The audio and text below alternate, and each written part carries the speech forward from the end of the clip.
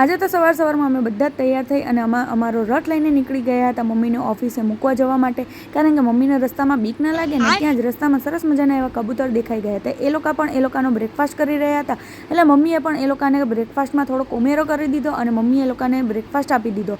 અને પછી ત્યાં જ અહીંયા કોઈના દર્શન થાય કે ન થાય, આના દર્શન તો આપણે કરવા જ પડે, એટલે દર્શન કરવા માટે પણ ખૂબ જ લાઈન લાગેલી હતી. એટલે અમે પણ લાઈનમાં જોડાઈ ગયા અને ફાઇનલી અમારો પણ વારો આવી ગયો દર્શન કરવાનો. એટલે અમે પણ એનો દર્શન કરી અને નીકળી ગયા હતા મમ્મીને ઓફિસે જવા માટે. બટ લાઇનમાં ઊભા રહીને ખૂબ જ થાકી ગયા હતા, એટલે અમને બધાને જ ભૂખ લાગી ગઈ હતી. એટલે અમે બધા આવી ગયા હતા ગરમા ગરમ કંઈક એવો નાસ્તો કરવા માટે.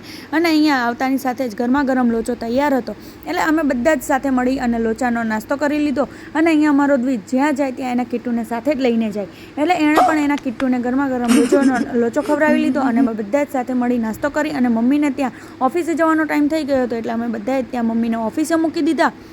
રસ્તામાં જતાં જતાં સરસ મજાની એવી અહીંયા કેરીની શોપ દેખાઈ ગઈ, એટલે અમે પણ અહીંયા કેરીનો ભાવતાલ કરવા લાગી ગયા, કારણ કે હવે ઉનાળો આવી ગયો છે એટલે કેરી લેવાની તો બને જ છે. પછી વળી પાછી અમને લાગી ગઈ હતી ભૂખ, એટલે અમે બધા જ આવી ગયા હતા ગરમા ગરમ પાછો નાસ્તો કરવા માટે. તો ગરમા ગરમ ઘૂઘરા, સરસ મજાની એવી તીખી તીખી ચટણી, પછી અમે બધાએ સાથે મળી અહીંયા નાસ્તો કરી લીધો. ફાઇનલી થોડીક વાર થઈ ત્યાં અમે ઘરે પણ પહોંચી ગયા હતા. ઘરે આવતાની સાથે જ મેં પણ અહીંયા પહેલાં તો સૌપ્રથમ મુલતાની માટીનો ફેસ પેક લગાવી લીધો, કારણ કે હવે ઉનાળો આવી રહ્યો છે એટલે આપણા ફેસની કેર પણ આપણે જ કરવી પડે ને. એટલે પછી ફેસ પેક લગાવી અને અહીંયા મેં પણ સાફ સફાઈનું મિશન સંભાળી લીધું. અને હવે કોમેન્ટ કરજો કે તમે કોણ કોણ મારી જેમ ભૂખડ છે. હવે જ્યાં સુધી આપણો અહીંયા ફેસ પેક સુકાય છે ત્યાં સુધી તમે વિડીયોને લાઈક કરજો, શેર કરજો અને ન હોય તો સબસ્ક્રાઈબ કરી નાખજો. હર હર મહાદેવ.